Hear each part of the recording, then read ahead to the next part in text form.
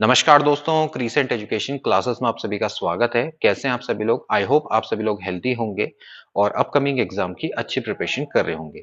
आपकी प्रिपरेशन को boost up करने के लिए दोस्तों आज मैं एक स्पेशल वीडियो लेकर आया हूं। अक्सर जब भी दोस्तों हम गवर्नमेंट एग्जाम की प्रिपरेशन करते हैं, तो हम कई सारी गलतियां करते हैं। आज की वीडियो में दोस्तों मैं आपको ऐसी 5 मेजर मिस्टेक्स बताऊंगा और उनके क्या सॉल्यूशन है दोस्तों उनको भी बताऊंगा। अगर आप इनको अमल में लाएंगे तो डेफिनेटली दोस्तों आपका एग्जाम क्लियर होगा। तो आज की वीडियो को पूरा अंत तक देखिएगा। तो चलिए आज की वीडियो को शुरू करते हैं। सबसे पहली मेजर मिस्टेक जो कि दोस्तों हमारे द्वारा अक्सर की जाती है, वो है दोस्तों कि समय पर तैयारी को शुरू ना करना। कई सारे कैंडिडेट्स ये सोचते हैं कि जब तक फॉर्म नहीं आएंगे तब तक हम लोग अपनी तैयारी को शुरू नहीं करेंगे। और कई सारे कैंडिडेट्स तो ऐसे होते हैं कि जो कि एग्जाम की डेट को घोषित होने का इंतजार करते हैं। यही दोस्तों हमारी सबसे बड़ी मिस्टेक है, क्योंकि ऐसा करने पर दोस्तों हमें इनफ समय नहीं मिल पाता, क्योंकि हम ये एक्सपेक्ट करते हैं आयोग से कि वो हमें एग्जाम के लिए कुछ समय देगा, जबकि ऐसा नहीं होता है। अगर आप हाल फिलहाल में कुछ एग्जाम्पल देखें, अभी आपने केंद्रीय विद्यालय का दोस्तों आपने एग्जाम्पल देखा होगा, उनके द्वारा दोस्तों फॉर्म निकाले गए और तुरंत 1 से 2 महीने के अंदर एग्जाम करवा दिया गया। अब आप 1 से 2 महीने में किसी गवर्नमेंट एग्जाम को निकालने के बारे में सोच भी नहीं सकते। किसी भी गवर्नमेंट एग्जाम को निकालने के लिए आपको एक लंबी और लगातार तैयारी की आवश्यकता होती है दोस्तों, ये आपको मानना पड़ेगा। कई बार क्या होता है कि हम सरकारी नौकरी को हम कॉलेज के एग्जाम से कंपेयर करते हैं, जो कि बिल्कुल गलत है। ध्यान रखना है कि कॉलेज में आपको दोस्तों डिग्री मिलती है, यहाँ पर आपको नौकरी मिलती है। डिग्रियां सरकार के पास बांटने के लिए इनफ है, लेकिन सरकारी नौकरियां लिमिटेड है। यहाँ पर दोस्तों कंपटीशन करना पड़ेगा, जो योग्य होगा उसी को मिलेगा। तो यहाँ पर आपको अपनी पहले प्रिपरेशन को दोस्तों समय देने की आवश्यकता है। अभी से आपने मानना है कि फॉर्म आ चुके हैं और अभी से दोस्तों आपको एक अच्छी प्रिपरेशन करने की आवश्यकता है। तो ये उलझन में ना रहे कि फॉर्म कब आएंगे। फॉर्म जब भी आएंगे आपकी प्रिपरेशन पूरी फुल होनी चाहिए। दूसरी सबसे मेजर मिस्टेक जो कि हमारे द्वारा दोस्तों की जाती है, वो है दिशाहीन तैयारी। कई बार दोस्तों हम लोग समय पर तैयारी शुरू तो कर देते हैं, लेकिन दोस्तों जो तैयारी होती है उसकी कोई डायरेक्शन नहीं होती। उसकी डायरेक्शन इसलिए नहीं होती क्योंकि दोस्तों हमें पता ही नहीं होता है कि हमें पढ़ना क्या है। कई बार हम लोग क्या करते हैं कि सिलेबस से आउट जाके हम दोस्तों पढ़ते हैं और कई चीजें हमारे सिलेबस में मेंशन ही नहीं होती हैं, उनको दोस्तों हम पढ़ना शुरू कर देते हैं। कई चीजें हमारे सिलेबस से रिलेटेड ही नहीं होती है, लेकिन हम उनको भी पढ़ना शुरू कर देते हैं।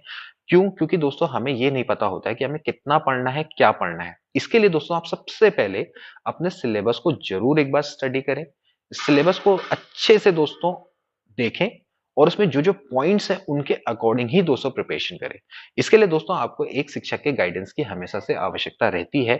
अगर आप दोस्तों अफोर्ड कर सकते हैं, ये दोस्तों आपका सब्जेक्टिव मैटर है, ऑब्जेक्टिव नहीं है, लेकिन फिर भी अगर आप अफोर्ड कर सकते हैं तो जरूर कोचिंग करें, अगर आप अफोर्ड कर सकते हैं तो।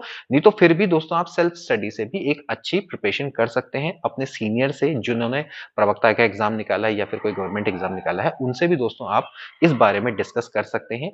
जो-जो इंपॉर्टेंट और अप्रोप्रिएट बुक्स हैं, नोट्स हैं, उनके बारे में पता कर सकते हैं। तीसरी दोस्तों सबसे बड़ी मेजर मिस्टेक जो कि हमारे द्वारा की जाती है, वो है बहुत कम स्टडी मटेरियल या फिर बहुत ज्यादा स्टडी मटेरियल। कभी कभार क्या होता है दोस्तों कि हम लोग सिलेबस भी पूरा अच्छा से पढ़ लेते हैं, टाइम पर तैयारी करना भी शुरू कर देते हैं, लेकिन हम लोग हमारे पास दोस्तों की जो स्टडी मटेरियल होता है वो बहुत कम होता है। अब ऑब्वियस सी बात है कि अगर आपके पास स्टडी मटेरियल कम होगा तो आप पूरी चीजों को कवर नहीं कर पाएंगे। अगर आप अपने पूरे सिलेबस को कवर नहीं कर पाएंगे तो ऑब्वियस सी बात है कि आपका सिलेक्शन होने के चांसेस अपने आप ही कम हो जाएंगे। ठीक है। ऑन दी अदर हैंड अगर आपके पास बहुत ज्यादा स्टडी मटेरियल भी है तो भी दोस्तों वो कहीं ना कहीं दिक्कत का कारण हो सकता है, क्योंकि दोस्तों इससे आप में कंफ्यूजन क्रिएट होता है। क्योंकि आप दोस्तों इतना सारा भी अगर आप पढ़ लेंगे, लेकिन आपकी जो दिमाग की कैपेसिटी होती है वो इतनी होती है, आप इतना पढ़ेंगे तो आपको इतना ही मिलेगा। ये दोस्तों आपने समझना है। कई बार क्या होता है कि हम लोग कम समय में ज्यादा पढ़ने की कोशिश करते हैं, इधर भी जाते हैं उधर भी जाते हैं, हर डायरेक्शन में कोशिश पढ़ने की कोशिश करते हैं, तो दोस्तों वो भी चीज गलत है। आपने ध्यान रखना है कि आपको पहले अपने बेसिक से शुरू करना है। जो भी आपके पास चीजें अवेलेबल हैं पहले आप उनको पूरी तरह से पढ़ें। आप एनसीईआरटी की बुक्स को अच्छे से पढ़ें, वो दोस्तों बहुत इंपॉर्टेंट होती हैं। आप उसमें अपने लेवल को अच्छा करें, फिर अगर आपको दोस्तों आवश्यकता लगे तो आप अन्य बुक्स को खरीदें।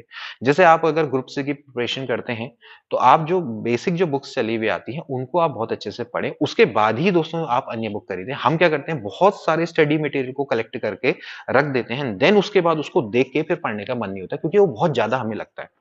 इसीलिए आपने कोशिश ये करनी है कि जितना भी आपके पास स्टडी मटेरियल है, कोशिश ये रखनी है कि जो आपके पास स्टडी मटेरियल हो, ना ज़्यादा हो, ना कम हो। जितना भी आपके पास अवेलेबल है, उसको पूरा अच्छे से पढ़ें, उसको रिवाइज़ करें बार-बार एंड देन फिर अगर आपको आवश्यकता ले, तो फिर आप एक्स्ट्रा स्टडी मटेरियल की ओर को जाएँगे। क्योंकि देखिए, होने को तो बहुत अच्छी बात है कि अगर आपके पास बहुत ज़्यादा स्टडी मटेरियल है, वो तो बहुत अच्छी बात है। लेकिन दोस्तों इसके लिए बहुत समय की आवश्यकता होती है। कहने का मतलब ये है कि अगर आपके पास भाई 2, 3, 4 साल है प्रिपरेशन के लिए, तब तो आप मैं कह सकता हूँ कि आप क्या करें, ये बुक भी पढ़ो, वो बुक भी पढ़ो, क्योंकि जो भी आपके पास निचोड़ बन के आएगा, फिर आपके दिमाग में वो चीज़ इकट्ठा होती चली जाएगी। लेकिन अगर आपके पास कम समय है, 6 से 7-8 महीने हैं, तो फिर आपको क्या करना है दोस्तों, लिमिटेड बुक्स का ही चयन करना है और उन्हीं में ही दोस्तों अपनी पकड़ बनानी है। और कोशिश दोस्तों ये करनी है कि आप जो भी पढ़े वो अच्छा पढ़े और बिल्कुल बेस लेवल से पढ़े, जिससे कि एग्जाम में अगर आपके पास कुछ ऐसे क्वेश्चंस आते हैं जो कि आपने नहीं भी पढ़े हैं, तो आप इंप्रोवाइजेशन करके उनके आंसर को दे सकें। तो ये दोस्तों आपने करना है। ज्यादा स्टडी मटेरियल भी घातक है, कम स्टडी मटेरियल तो ऑब्वियस सी बात है कि दोस्तों वो तो घातक रहेगा ही। चौथी मिस्टेक जो कि दोस्तों हमारे द्वारा सबसे ज्यादा की जाती है, वो है कि बैलेंस तैयारी ना करना, संतुलित तैयारी जिसको हम बोलते हैं। संतुलित तैयारी का मतलब ये है दोस्तों कि आपने बैलेंस बैठाना होगा अपने सिलेबस के हर सब्जेक्ट में। कई बार क्या होता है कि दोस्तों हम लोग केवल स्क्रीनिंग की तैयारी करते हैं, हम मेंस को भूल जाते हैं। कई बार हम सिर्फ मेंस की तैयारी करते हैं, स्क्रीन को भूल जाते हैं। अब आपको दोस्तों ध्यान रखना है कि जहां पर आपका एग्जाम 2 चरणों में संपन्न होता है, तो वहां पर आपको दोस्तों दोनों चरणों को साथ में लेकर चलना होता है। हम प्रवक्ता स्क्रीनिंग की बात करेंगे या फिर प्रवक्ता मेंस की बात, आपको दोनों को दोस्तों साथ में लेकर चलना होगा। केवल स्क्रीनिंग की तैयारी करके आप प्रवक्ता नहीं निकाल पाएंगे, केवल मेंस की तैयारी करके भी आप प्रवक्ता नहीं निकाल पाएंगे। आपको दोनों में दोस्तों बैलेंस बनाना पड़ेगा। ओके, आपको दोनों की साथ-साथ दोस्तों प्रिपरेशन करनी होगी। इसके अलावा दोस्तों, जैसे हम केवल स्क्रीनिंग की भी अगर हम तैयारी करें, तो उसमें भी दोस्तों आपको केवल शिक्षण अभिरुचि पढ़ के आप एग्जाम नहीं निकाल सकते। केवल अगर आप हिस्ट्री, ज्योग्राफी पढ़ के भी आप दोस्तों एग्जाम नहीं निकाल सकते। आपको क्या करना पड़ेगा, सारे सब्जेक्ट का बैलेंस बनाना पड़ेगा। आप यूके उत्तराखंडी जीके भी पढ़िए, आप करंट अफेयर्स भी पढ़िए। इसके अलावा आप शिक्षण अभिरुचि तो आपने पढ़नी पढ़नी है। जिसको जितना वेटेज है उसके अकॉर्डिंग दोस्तों आप पढ़िए। इसका सबसे बेस्ट तरीका दोस्तों क्या होता है कि आप एक टाइम टेबल बनाइए। टाइम टेबल के अकॉर्डिंग दोस्तों आप सबको समय दीजिए और अपने सब्जेक्ट को तो दोस्तों आपने सबसे ज्यादा समय देना है। वो इसलिए देना है क्योंकि दोस्तों आपका जो फाइनल सिलेक्शन होगा वो आपके सब्जेक्ट के आधार पर ही होगा। मैं यहाँ पर दोस्तों प्रवक्ता की मैं बात कर रहा हूँ। तो प्रवक्ता में दोस्तों आप ध्यान रखना है कि जब आप प्रिपरेशन करते हैं स्क्रीनिंग की, तो आपने उसको दोस्तों स्क्रीनिंग के तौर पर ही लेना है। आपने अपना कंपैरिजन अपने समकक्ष योग्यताधारी स्टूडेंट के संग ही करना है। अगर आप प्रवक्ता का एग्जाम दे रहे हैं, प्रवक्ता स्क्रीनिंग का एग्जाम दे रहे हैं, तो आपने ये सोचना है कि जैसी कंडीशन आपकी है, वैसी ही कंडीशन दूसरे की भी होगी। यानी कि अगर आपके लिए जीके जीएस टफ है, तो उसके लिए भी जीके जीएस टफ है। कई बार क्या होता है कि मेरे पास बच्चे आते हैं, वो कहते हैं सर मैं तो जीके जीएस में बिल्कुल जीरो हूँ और मैं सब्जेक्ट में बड़ा अच्छा हूँ, तो क्या होगा? तो मैं उनसे यही कहता हूँ कि जीके जीएस को कभी भी लेकर इतना हवा मत बनाओ। जीके जीएस एक बहुत सिंपल सी चीज है। जीके जीएस का मतलब है जनरल नॉलेज, जनरल स्टडी, सामान्य अध्ययन, जो कि एक सामान्य व्यक्ति से अपेक्षा की जाती है कि वो उसके पास होना चाहिए। तो आप मेरे हिसाब से, मेरे को समझ में नहीं आता कि आप उसको इतना हवा क्यों देते हैं। हाँ, मैं मानता हूँ कि सब्जेक्ट में नॉलेज होना बहुत इंपॉर्टेंट है, क्योंकि सब्जेक्ट एक्सपर्टीज हर किसी के पास नहीं होती है। अगर आप एलटी साइंस बनना चाहते हैं, या आप लेक्चरर फिजिक्स बनना चाहते हैं, लेक्चरर मैथमेटिक्स बनना चाहते हैं, या फिर आप लेक्चरर हिंदी बनना चाहते हैं, इंग्लिश बनना चाहते हैं, तो सब्जेक्ट स्पेसिफिक नॉलेज आपकी बहुत अच्छी होनी चाहिए। तो ऑब्वियस सी बात है कि आपको अपने सब्जेक्ट को ज्यादा समय देना है, लेकिन आप केवल सब्जेक्ट के तौर पर भी आप एग्जाम को नहीं निकाल सकते। इसलिए आपको दोस्तों क्या करना है कि कंप्लीट एंड कंटिन्यूअस प्रिपरेशन को दोस्तों करना है। कैसे करोगे? एक बैलेंस प्रिपरेशन को करके। बैलेंस, हर किसी को समय देना है। करंट अफेयर्स भी दोस्तों पढ़ने। इस समय पर अगर आप सुबह उठेंगे तो आप यूट्यूब में देखेंगे हजारों यूट्यूब चैनल ऐसे हैं जो कि आपको डेली करंट अफेयर्स प्रोवाइड करवाते हैं।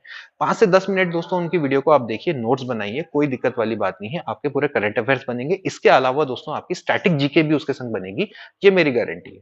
तो आपने क्या करना है, जीके जीएस को भी महत्व देना है, शिक्षण अभिरुचि को भी महत्व देना है, और अपने सब्जेक्ट को तो महत्व देना ही देना है, और दोनों की साथ तैयारी दोस्तों करके चलना है। इसके लिए आप क्या करिए, टाइम टेबल बनाइए। टाइम टेबल के अकॉर्डिंग दोस्तों आप अपनी प्रिपरेशन को बिल्कुल कंटिन्यूअसली जारी रखें और एक डिसिप्लिन वे में उसको करें। पांचवी सबसे बड़ी मिस्टेक जो कि दोस्तों हमारे द्वारा की जाती है, वो है कंटिन्यूअस प्रिपरेशन ना करना, यानी कि लगातार तैयारी ना करना। हम समय पर तैयारी शुरू कर देते हैं, बैलेंस तैयारी करते हैं, टाइम टेबल भी बना लेते हैं, स्टडी मटेरियल भी हमारा परफेक्ट होता है, सब कुछ हम परफेक्ट करते हैं, लेकिन कई बार हम लोग अपने रास्ते से भटक जाते हैं। क्यों? क्योंकि हम लगातार प्रिपेयर नहीं कर पाते। ये दोस्तों हमारी विफलता का सबसे बड़ा कारण है, क्योंकि जब आप सरकारी नौकरी की दोस्तों तैयारी कर रहे हैं, तो यहाँ पर आपको धैर्य और अनुशासन बनाए रखना है। इसके लिए दोस्तों आपको कंटिन्यूअस प्रिपरेशन करना दोस्तों अति आवश्यक हो जाता है, क्योंकि हम लोग 1 महीना प्रिपेयर करते हैं, उसके अगले 10 दिन हम डिमोटिवेटेड हो जाते हैं, उसके बाद फिर हम अगले 1 महीना प्रिपेयर करते हैं और ऐसे-ऐसे करके एग्ज़ाम आता है और कभी अगर हमारा एग्ज़ाम ना निकल पाए, तो उससे फिर हम दोस्तों और डिमोटिवेटेड फील करते हैं। फिर हम पढ़ाई को कुछ समय के लिए दूर हो जाते हैं पढ़ाई से और फिर हम लोग दोबारा से स्टार्ट करते हैं। तो ये दोस्तों हमारे लिए सबसे बड़ी दिक्कत है, क्योंकि जो पिछले हमारे 3-4 महीने की जो भी मेहनत थी वो सही सारी की सारी वेस्ट हो जाती है। तो आप लोगों ने दोस्तों यही करना है कि आपने थोड़ा लगातार प्रिपरेशन दोस्तों करनी है। आप इसके लिए दोस्तों क्या कर सकते हैं, एक आप गोल सेट कर सकते हैं। गोल सेट का मतलब ये है कि आप ये सोचिए कि मेरे पास जो भी सिलेबस है, चाहे कोई भी समस्या रहे, कुछ भी हो, मैं इस सिलेबस को इतने समय के दौरान पूरा कर दूंगा। कहने का मतलब है अगर आप हिंदी वाले हैं तो आप ये सोचिए कि मैं अपने सब्जेक्ट को इतने महीने के दौरान पूरा कर दूंगा, चाहे कोई भी सिचुएशन हो। हम हर दिन दोस्तों मोटिवेटेड फील नहीं करते हैं। कई दिन ऐसा होता है कि हम डिमोटिवेटेड होते हैं, कई दिन हम मोटिवेटेड होते हैं। तो अब ये है कि जिस दिन हम डिमोटिवेटेड होते हैं, अगर हम उस दिन स्टडी करना छोड़ देंगे, तो ऐसे में हमें दोस्तों आदत पड़ जाएगी स्टडी ना करने की। देखिए कोई आदत बनाना बहुत मुश्किल होता है, उस आदत को छोड़ना कभी-कभार बहुत आसान हो जाता है। मैं आदत कौन-सी बोला हूँ? खराब आदत की मैं बात कर रहा हूँ, ठीक है? मतलब कि लाइक स्टडी करना छोड़ देना, तो वो आसान है, स्टडी करना मुश्किल है। अगर आपने एक आपने आदत बनाई है, तो उसको बनाए रखना मुश्किल होता है, ठीक है? तो दोस्तों यहाँ पर चीज़ आप यही करें कि अगर आप किसी दिन डिमोटिवेटेड फील कर रहे हैं, तो भी दोस्तों आप अपने गोल को हमेशा ध्यान में रखें कि मुझे इस सब्जेक्ट को इतने महीने के दौरान में मुझे पूरा करना है, तो पूरा करना है तो करना है। अब आप इसको चाहे आज मत पढ़ो, लेकिन कल आप चाहे डबल पढ़ो, लेकिन आप उसको पूरा करो। तो आप ऐसे अगर छोटे-छोटे अगर आप गोल्स बनाएँगे, तो आपको देखना दोस्तों आपको लगातार प्रिपरेशन करने में मज़ा भी आएगा और आपको पता भी नहीं चलेगा कि आपने कब इतनी प्रिपरेशन कर ली और डेफिनिटली आपको इसके रिजल्ट्स पॉजिटिव ही मिलेंगे।